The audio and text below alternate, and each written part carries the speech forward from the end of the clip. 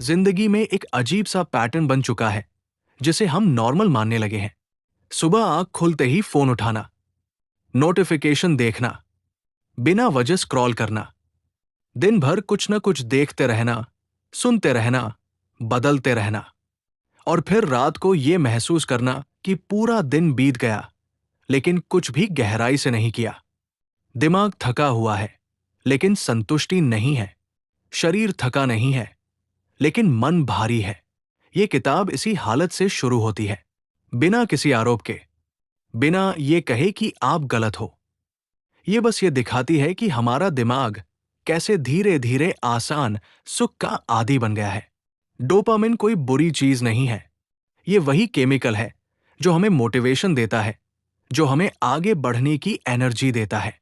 लेकिन जब यही डोपामिन हर छोटी चीज से मिलने लगे, हर नोटिफिकेशन से, हर लाइक से, हर नई वीडियो से, तब दिमाग मेहनत वाली चीजों से भागने लगता है। तब फोकस कमजोर पड़ने लगता है, तब हार्ड काम बोझ लगने लगता है। ये किताब मोटिवेशन नहीं है, ये एक शांत चेतावनी है।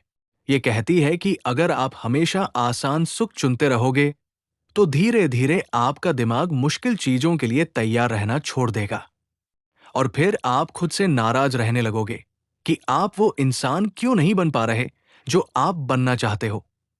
इस ऑडियो बुक में हम ये नहीं सीखेंगे कि टेक्नोलॉजी को दुश्मन कैसे बनाया जाए। हम ये समझेंगे कि दिमाग कैसे काम करता है, क्यों डिस्ट्रैक्शन हमें इतना खींचता है, और कैसे थोड़ी सी सादगी वापस लाकर हम अपने फोकस और आत्मसम्मान को दोबारा बना सकते हैं।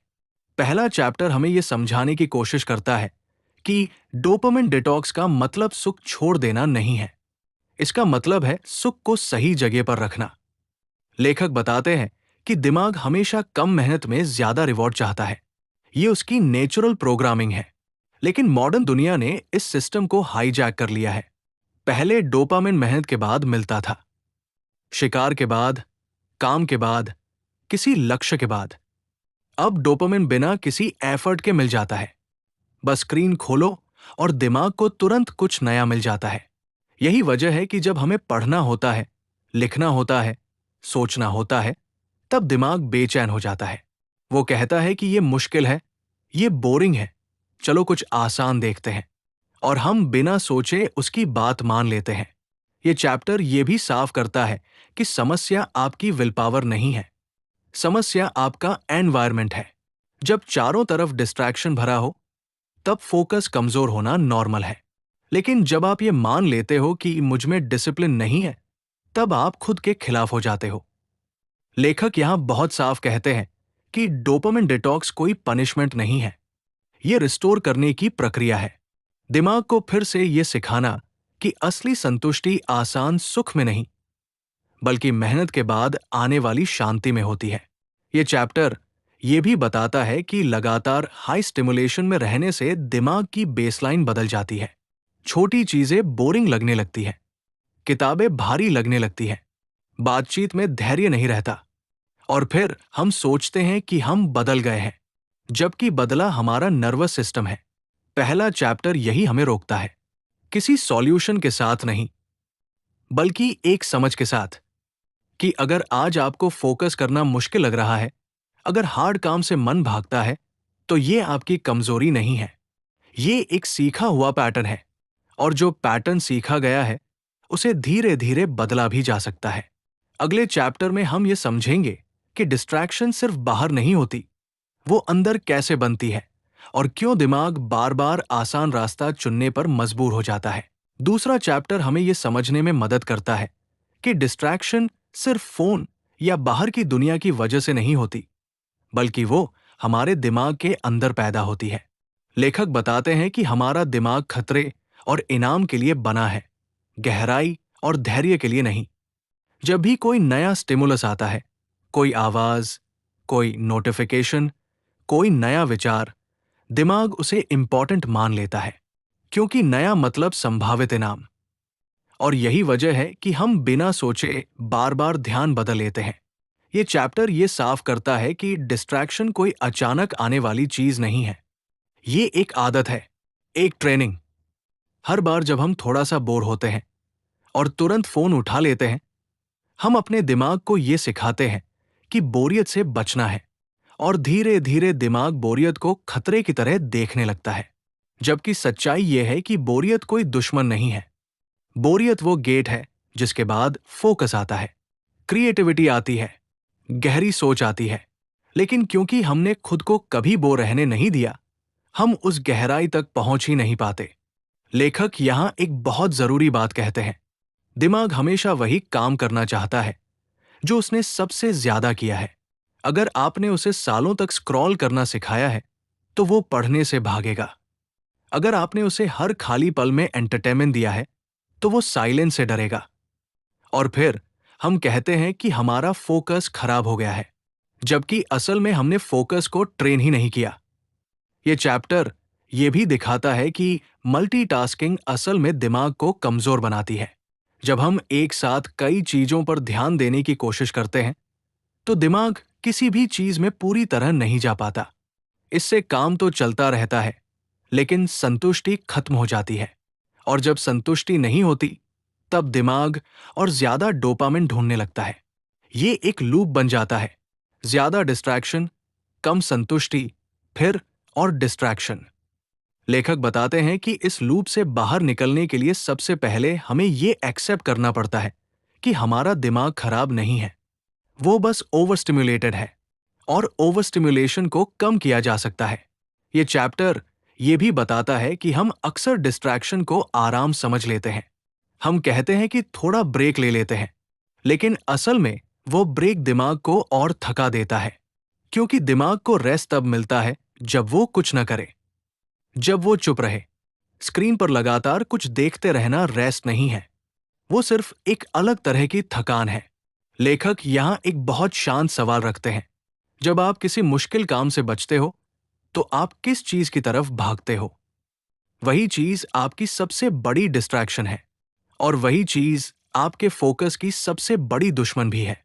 दूसरा चैप्टर हमें किसी रूल के साथ नहीं छोड़ता, वो हमें एक ऑब्जर्वेशन के साथ छोड़ता है कि शायद हमें ज्यादा डिसिप्लिन की जरूरत नहीं है। शायद हमें बस अपने दिमाग को थोड़ी शांति की जरूरत है।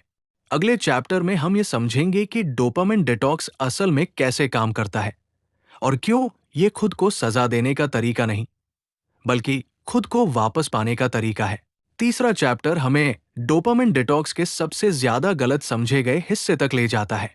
ये चैप्टर साफ करता है कि डोपामिन डिटॉक्स का मतलब ये नहीं है कि आप सारी खुशी छोड़ दें, सारी चीजें हटा दें, और खुद को एक कठोर नियमों वाली जिंदगी में बंद कर लें। लेखक बहुत शांति से ये समझाते हैं कि डोपामिन डिटॉक्स कोई एक्सट्रीम स्टेप नहीं है।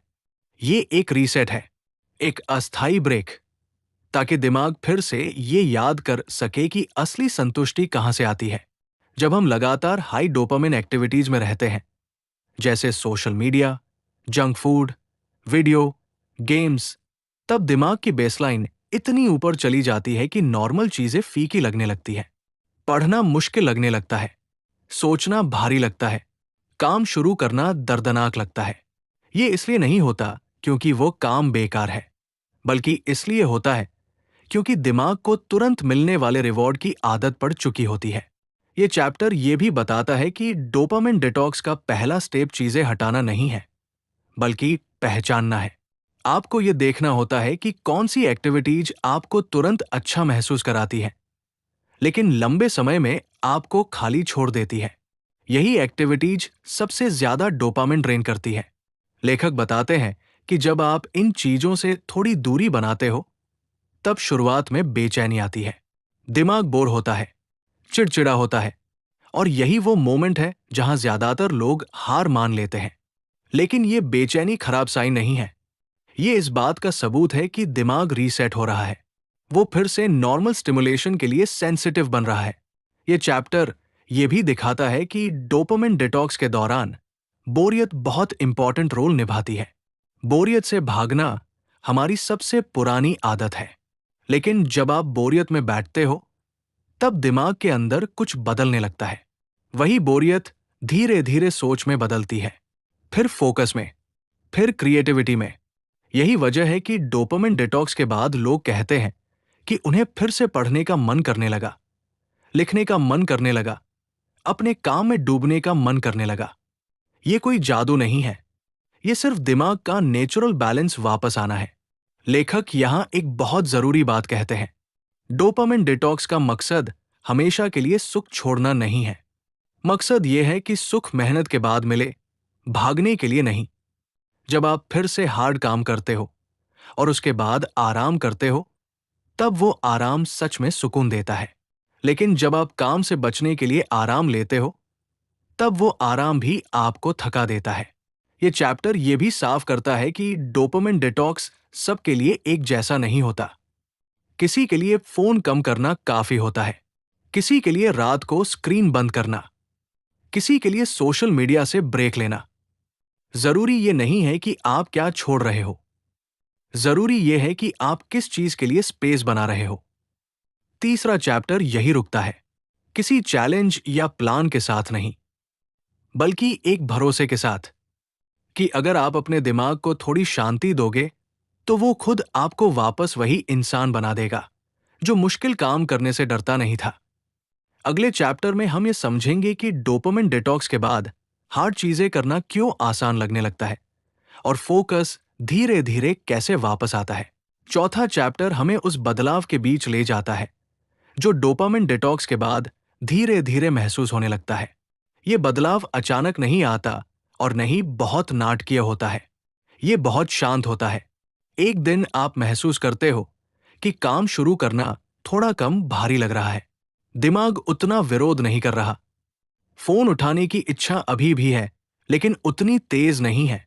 लेखक बताते हैं कि ये इसलिए होता है क्योंकि जब आप हाई डोपामिन स्टिमुलस को कम करते हो तो दिमाग की रिवॉर्ड सिस्टम दोबारा कैलिब्रेट होने लगती है। अब दिमाग को हर चीज के लिए एक्सट्रीम स्टिमुलेशन नहीं चाहिए होता, वो साधारण प्रोग्रेस से भी संतुष्टि लेना सीखने लगता है। यही वजह है कि हार्ड चीजें करना आसान नहीं बल्कि संभव लगने लगता है।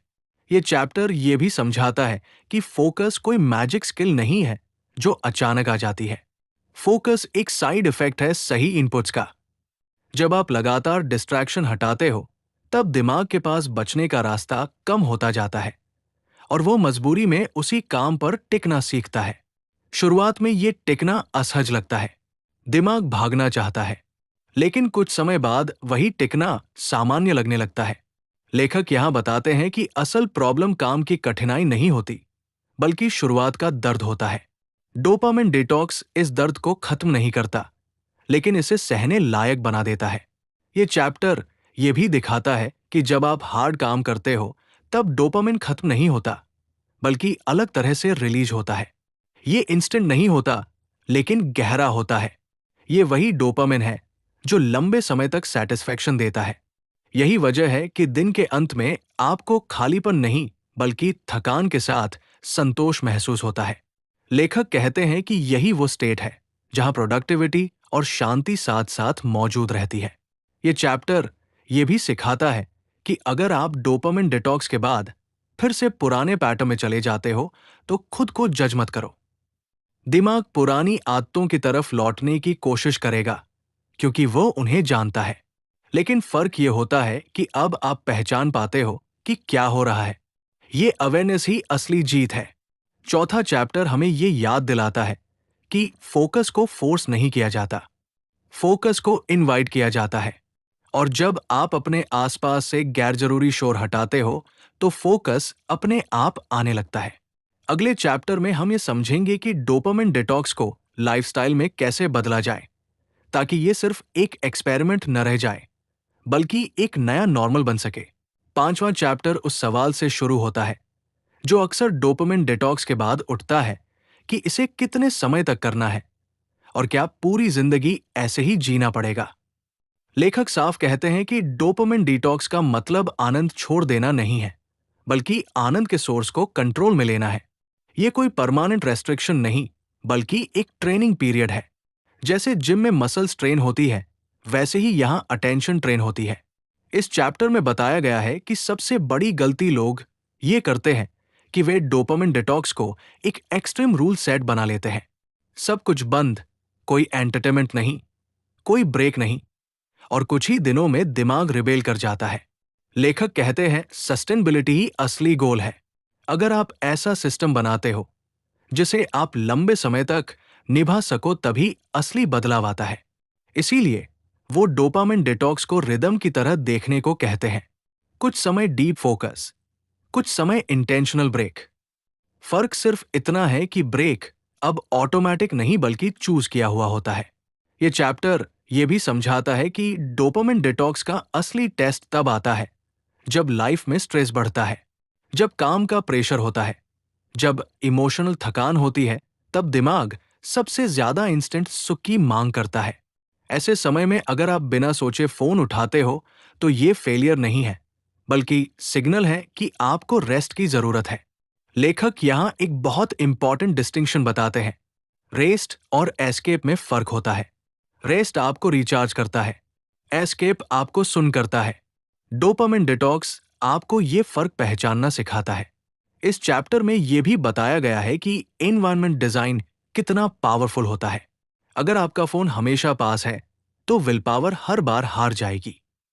लेकिन अगर आप एनवायरनमेंट को ऐसा सेट करते हो जहां डिस्ट्रैक्शन तक पहुंचना थोड़ा मुश्किल हो जाए, तो सही चॉइस अपने आप आसान हो जाती है। ये आलस नहीं बल्कि स्मार्टनेस है। लेखक कहते हैं सेल्फ कंट्रोल का मतलब खुद से लड़ना नहीं, बल्कि खुद के लिए सिस्टम बनाना है। 5वां चैप्टर ये भी दिखाता है कि जैसे जैसे आप इस लाइफस्टाइल में टिकते हो, वैसे वैसे आपकी आइडेंटिटी बदलने लगती है। आप खुद को उस इंसान की तरह देखने लगते हो जो चीजों को खत्म करता है, जो मुश्किल के बीच बैठ सकता है। और ये पहचान बहुत पावरफुल होती है, क्योंकि फिर आपको मोटिवेशन की जरूरत नहीं पड़ती। आप वही करते हो जो आप खुद को मानते हो। चैप्टर के अंत में लेखक ये याद दिलाते हैं कि डोपामिन डिटॉक्स का मकसद परफेक्ट बनना नहीं है। मकसद है सजग बनना। ये जानना कि आपका दिमाग किस दिशा में जा रहा है और क्या वह दिशा आपकी जिंदगी को आगे ले जा रही है या सिर्फ आपको बिजी रख रही है। और जब आप ये सवाल रोज खुद से पूछने लगते हो, तब धीरे धीरे आपका फोकस सिर्फ काम पर नहीं बल्कि जिंदगी पर लौटने लगता है। अगले चैप्टर में हम ये समझेंगे कि लंबे समय में ये बदलाव आपकी पहचान और आत्मविश्वास को कैसे गहराई से बदल देता है। छठा चैप्टर इस गहरी लेकिन अक्सर अनदेखी हुई सच्चाई से शुरू होता है कि डोपामिन डिटॉक्स सिर्फ प्रोडक्टिविटी का टूल नहीं है। ये धीरे धीरे आपकी सेल्फ इमेज को बदलने की प्रक्रिया है। लेखक कहते हैं कि हम खुद को जैसा देखते हैं वैसा ही बर्ताव करने लगते हैं। अगर आप खुद को ऐसा इंसान मानते हो जो जल्दी बोर हो जाता है, जो डिस्ट्रैक्टेड रहता है, जो मुश्किल चीजों से भागता है, तो आपका दिमाग उसी पहचान को प्रोटेक्ट करता रहेगा। लेकिन जब आप बार बार ये अनुभव करते हो कि आप बिना इंस्टेंट रिवॉर्ड के भी काम कर सकते हो, कि आप बेचैनी के साथ बैठ सकते हो, कि आप बिना फोन देखे भी पूरा 1 घंटा किसी कठिन काम पर दे सकते हो, तब आपके दिमाग में एक नई कहानी बनती है। ये कहानी कहती है कि मैं ऐसा इंसान हूं जो फोकस कर सकता है, और यही कहानी आगे चलकर आपकी रियलिटी बन जाती है। इस चैप्टर में लेखक बताते हैं कि आत्मविश्वास बाहर से नहीं आता, वो एक्यूमुलेट होता है। हर बार जब आप डिस्ट्रैक्शन के बावजूद काम पूरा करते हो, हर बार जब आप इंस्टेंट सुख को मना करते हो, आप अपने दिमाग को एक छोटा सा प्रूफ देते हो कि आप भरोसे के लायक हो। और यही सेल्फ ट्रस्ट का बीज होता है। बहुत से लोग सोचते हैं कि पहले कॉन्फिडेंस आएगा, फिर वे हार्ड चीजें करेंगे। लेकिन लेखक साफ कहते हैं कि ये उल्टा है। हार्ड चीजें करने से ही कॉन्फिडेंस बनता है। डोपामिन डिटॉक्स आपको ये मौका देता है कि आप खुद को छोटे छोटे स्तर पर साबित कर सको। ये चैप्टर ये भी दिखाता है कि जैसे जैसे आप डिस्ट्रैक्शन से बाहर आते हो, आपकी भावनाएं ज्यादा क्लियर होने लगती है। पहले जो बेचैनी फोन में दब जाती थी, अब सामने आती है। पहले जो खालीपन स्क्रॉलिंग में छुप जाता था, अब महसूस होता है। लेखक कहते हैं कि ये कोई नेगेटिव साइड इफेक्ट नहीं है, बल्कि हीलिंग का पहला स्टेप है। जब तक आप फील नहीं करोगे, आप समझ नहीं पाओगे, और जब तक आप समझोगे नहीं, तब तक आप सच में बदल नहीं पाओगे। इस चैप्टर में यह भी बताया गया है कि फोकस बढ़ने का मतलब ये नहीं कि जिंदगी सीरियस और भारी हो जाती है। उल्टा, जब दिमाग ओवरस्टिमुलेटेड नहीं होता, तब छोटी चीजों में भी सेटिस्फैक्शन आने लगता है। एक काम पूरा करना, एक किताब पढ़ना, एक सच्ची बातचीत करना, ये सब फिर से वैल्यू पाने लगता है। लेखक इसे नेचुरल जॉय कहते हैं, वो खुशी जो एफर्ट के बाद आती है, न कि एक क्लिक के बाद। चैप्टर का एक बहुत महत्वपूर्ण हिस्सा ये समझाता है कि जब आप खुद को बार बार ये दिखाते हो कि आप कठिन चीजें कर सकते हो, तब आपकी लाइफ में डर का रोल बदलने लगता है। डर अब आपको रोकता नहीं, बल्कि आपको सावधान करता है। आप चुनौतियों से भागते नहीं, बल्कि उन्हें मैनेज करते हो। और यही मैच्योर माइंडसेट की निशानी है। चैप्टर के अंत में लेखक ये कहते हैं कि डोपामिन डिटॉक्स का सबसे बड़ा गिफ्ट फोकस नहीं, बल्कि आत्मसम्मान है। वो शांत भरोसा कि आप अपने दिमाग के गुलाम नहीं हो, आप उसके साथ काम कर सकते हो। और यही भरोसा धीरे धीरे आपकी पूरी जिंदगी के फैसलों में दिखने लगता है। अगले चैप्टर में हम देखेंगे कि ये बदला हुआ दिमाग लंबी अवधि में आपके गोल्स, आदतों और जीवन की दिशा को कैसे स्थिर और स्पष्ट बनाता है। 7वां चैप्टर हमें उस लॉन्ग टर्म बदलाव की तरफ ले जाता है जो डोपामिन डिटॉक्स के बाद धीरे धीरे आपकी जिंदगी में उतरने लगता है। ये बदलाव किसी एक दिन में दिखाई नहीं देता, ये साइलेंट होता है। आप एक दिन उठकर ये महसूस नहीं करते कि आप पूरी तरह बदल गए हो, लेकिन कुछ हफ्तों और महीनों बाद जब आप पीछे देखते हो तो समझ आता है कि आपकी प्राथमिकताएं बदल चुकी हैं। लेखक बताते हैं कि जब दिमाग लगातार इंस्टेंट रिवॉर्ड पर निर्भर नहीं रहता, तब वो लॉन्ग टर्म गोल्स को सीरियसली लेना शुरू करता है। पहले जहां आपको सिर्फ वही चीज आकर्षित करती थी जो तुरंत अच्छा फील कराए, अब वहां ऐसी चीजें भी जगह बनाने लगती है जो धीरे धीरे बेहतर बनाती है। यही वो पॉइंट है जहां आदतें टिकने लगती है। ये चैप्टर समझाता है कि आदतें तब नहीं बनती जब आप मोटिवेटेड होते हो, आदतें तब बनती है जब आपका एनवायरनमेंट सही होता है। डोपामिन डिटॉक्स मोटिवेशन नहीं देता, वो एनवायरनमेंट बदलता है। जब आपके आसपास कम डिस्ट्रैक्शन होते हैं, कम टेम्पटेशन होते हैं, तब सही काम करना आसान हो जाता है। लेखक कहते हैं कि विल पावर एक लिमिटेड रिसोर्स है, लेकिन स्ट्रक्चर एक साइलेंट सपोर्ट सिस्टम है। अगर आपका दिन इस तरह डिजाइन है कि आपको बार बार खुद से लड़ना न पड़े, तो आप ज्यादा दूर तक जा सकते हो। इस चैप्टर में यह भी बताया गया है कि लॉन्ग टर्म फोकस का मतलब ये नहीं कि आप हमेशा हार्ड मोड में रहते हो। इसका मतलब है कि आप ये चुन पाते हो कि कब मेहनत करनी है और कब आराम। पहले आराम भी डिस्ट्रैक्शन से भरा होता था, अब आराम भी रेस्टफुल होने लगता है। फोन नीचे रखकर बैठना, बिना किसी स्क्रीन के टहलना, अपने ही विचारों के साथ कुछ समय बिताना, ये सब अब अजीब नहीं लगता। लेखक बताते हैं कि यही असली रिकवरी है, दिमाग को बिना स्टिमुलस के भी सुरक्षित महसूस करना। ये चैप्टर ये भी दिखाता है कि जब आप डोपामिन डिटॉक्स को लाइफस्टाइल बना लेते हो, तब आपके गोल्स ज्यादा क्लियर हो जाते हैं, क्योंकि अब शोर कम है। पहले जो आवाजें आपको खींचती थी, अब वे उतनी तेज नहीं है। तब आप पहली बार खुद से ये पूछ पाते हो कि मैं क्या चाहता हूं, न कि मुझे क्या चाहिए। और यही सवाल जिंदगी की दिशा तय करता है। लेखक कहते हैं कि बहुत से लोग गलत गोल्स के पीछे भागते हैं, क्योंकि वे डिस्ट्रैक्टेड दिमाग से चुने गए होते हैं। जब दिमाग शांत होता है, तब चुने गए गोल्स ज्यादा ऑथेंटिक होते हैं। इस चैप्टर का एक गहरा हिस्सा ये भी बताता है कि जब आप लगातार हार्ड चीजें करते रहते हो, तब आपके अंदर पेशेंस विकसित होती है। आप रिजल्ट्स को जल्दी नहीं मांगते, आप प्रोसेस पर भरोसा करना सीखते हो। और यही पेशेंस आपको उन चीजों तक ले जाती है जहां जल्दी पहुंचा नहीं जा सकता। लेखक यहां ये भी साफ करते हैं कि डोपामिन डिटॉक्स कोई परफेक्ट सिस्टम नहीं है। कभी कभी आप फिसलोगे, कभी कभी आप फिर से ओवर स्टिमुलेशन में चले जाओगे, लेकिन फर्क ये होगा कि अब आप वहीं नहीं फंस जाओगे, आप वापस लौट आओगे। और यही लॉन्ग टर्म ग्रोथ का साइन है। 7वां चैप्टर हमें यह सिखाता है कि असली बदलाव जोर से नहीं आता, वो टिक कर आता है। और जब वो आता है, तो आपकी जिंदगी की रफ्तार नहीं, बल्कि उसकी दिशा बदल देता है। अगले चैप्टर में हम ये समझेंगे कि इस बदली हुई दिशा के साथ जिंदगी को बैलेंस में कैसे रखा जाए, ताकि डिसिप्लिन बोझ न बने बल्कि सपोर्ट बन जाए। 8वां चैप्टर उस संतुलन की बात करता है जो अक्सर डिसिप्लिन की बातचीत में खो जाता है। लेखक कहते हैं कि बहुत से लोग जब पहली बार डोपामिन डिटॉक्स जैसे कॉन्सेप्ट को समझते हैं तो वे उसे एक्सट्रीम बना लेते हैं। सब कुछ बंद कर देना, हर सुख को गलत मान लेना, हर आराम को कमजोरी समझ लेना। लेकिन यह चैप्टर बहुत शांति से यह साफ करता है कि यह रास्ता टिकाऊ नहीं है। दिमाग को दुश्मन बनाकर आप लंबे समय तक आगे नहीं बढ़ सकते।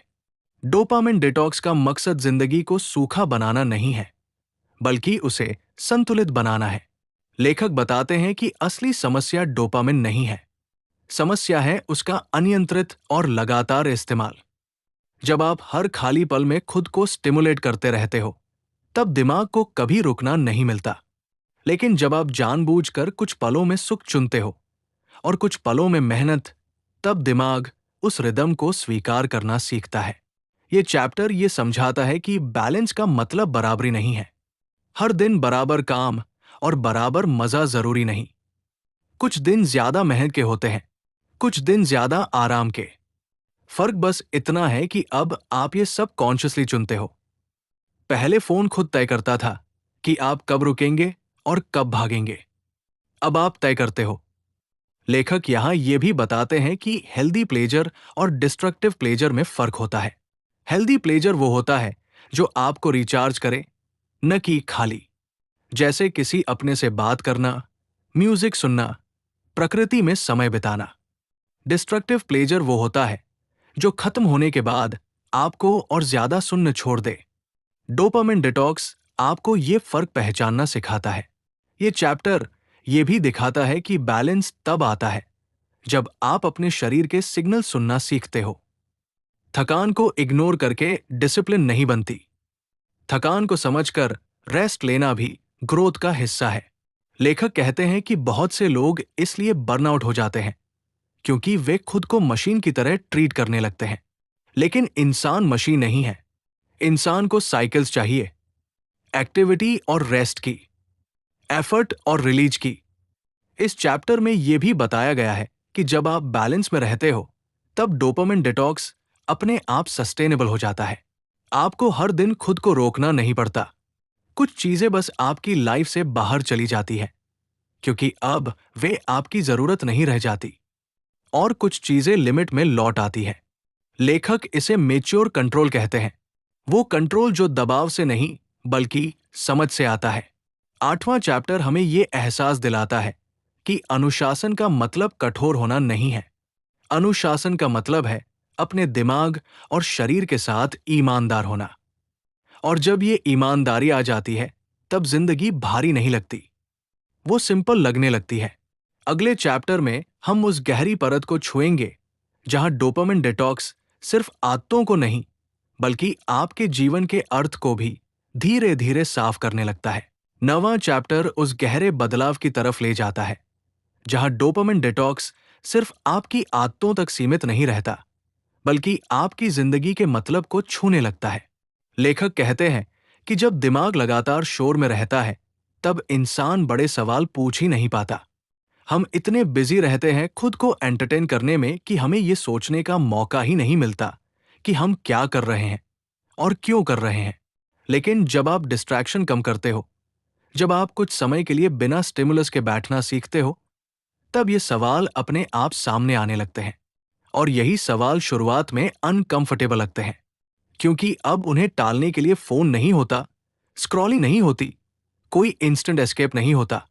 लेखक बताते हैं कि ये अनकंफर्ट असल में खालीपन नहीं है, ये स्पेस है, वही स्पेस जहां से क्लैरिटी पैदा होती है। जब दिमाग हर पल कुछ देखने या सुनने में व्यस्त नहीं होता, तब वो अपने ही विचारों को सुनना शुरू करता है, और यहीं से आपको समझ आने लगता है कि कौन सी चीजें सच में मायने रखती हैं और कौन सी सिर्फ आदत बन चुकी थी। ये चैप्टर ये भी दिखाता है कि बहुत से लोग अपनी जिंदगी से इसलिए नाखुश रहते हैं क्योंकि वे लगातार उन चीजों में समय लगा रहे होते हैं जो उन्हें अंदर से खाली कर रही होती है। लेकिन जब आप डोपामिन डिटॉक्स के जरिए इन चीजों को कम करते हो, तब शुरुआत में एक अजीब सी शांति आती है। ये शांति कभी कभी डरावनी लग सकती है, क्योंकि अब आपको खुद से भागने का रास्ता नहीं मिलता। लेकिन अगर आप इस शांति में टिके रहते हो, तो यही शांति आपको आपकी वैल्यू से मिलवाती है। लेखक कहते हैं कि मीनिंग कोई बाहर से मिलने वाली चीज नहीं है। वो तब सामने आती है जब आप अंदर की आवाज सुनने लायक शांत हो जाते हो। ये चैप्टर ये भी समझाता है कि जब आप लगातार हार्ड चीजें करने लगते हो, जब आप आसान सुख को बार बार मना करते हो, तब आपके अंदर एक अलग तरह की गरिमा पैदा होती है। आप खुद को हल्के में नहीं लेते, आप अपनी एनर्जी को कीमती मानने लगते हो। और यही नजरिया आपकी जिंदगी के हर एरिया में झलकने लगता है। आप रिश्तों में भी ज्यादा प्रेजेंट होते हो, काम में भी ज्यादा ईमानदार होते हो, फैसलों में भी ज्यादा साफ होते हो। लेखक यहां ये भी बताते हैं कि डोपामिन डिटॉक्स आपको जिंदगी से ज्यादा नहीं मांगना सिखाता, बल्कि कम में संतोष पाना सिखाता है। जब आपको हर पल स्टिमुलेशन नहीं चाहिए होता, तब छोटी चीजें भी काफी लगने लगती हैं।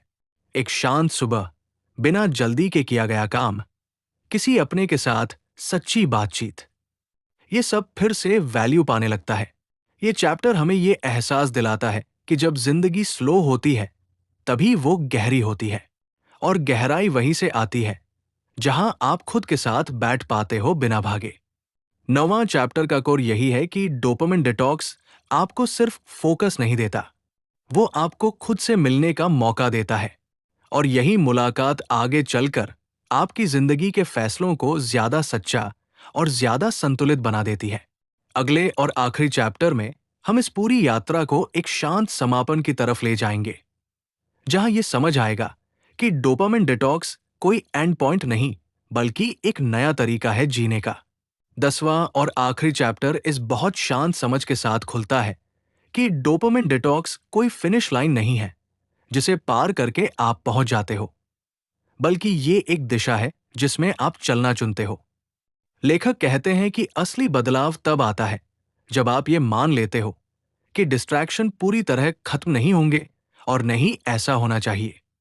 दुनिया वैसी ही रहेगी, नोटिफिकेशंस आते रहेंगे, आसान सुख हमेशा मौजूद रहेंगे। फर्क सिर्फ इतना होता है कि अब वे आपकी जिंदगी को ऑटोमैटिकली नहीं चलाते।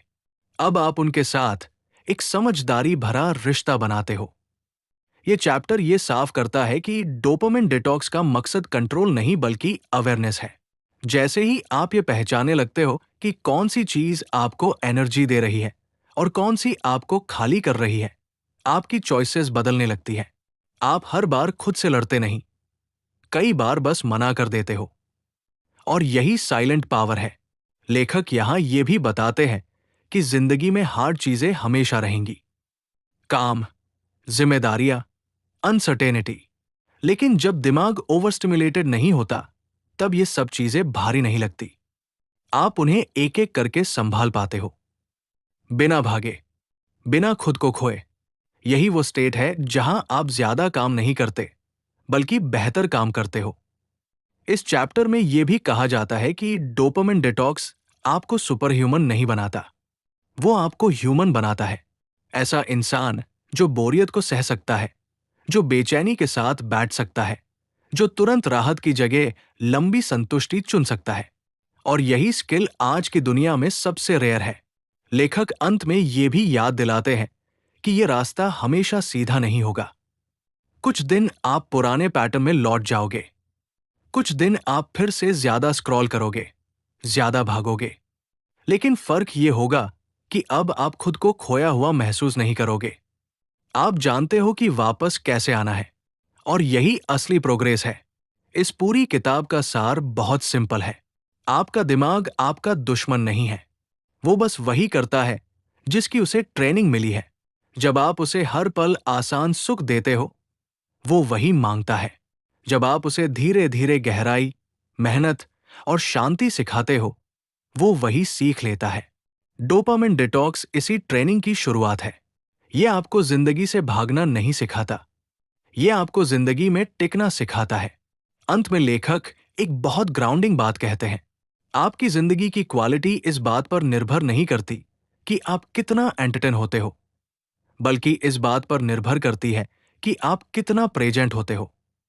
और जिस दिन आप प्रेजेंट रहना सीख लेते हो, उस दिन आसान सुख अपनी जगह खो देता है और मुश्किल चीजें अपनी जगह बना लेती है।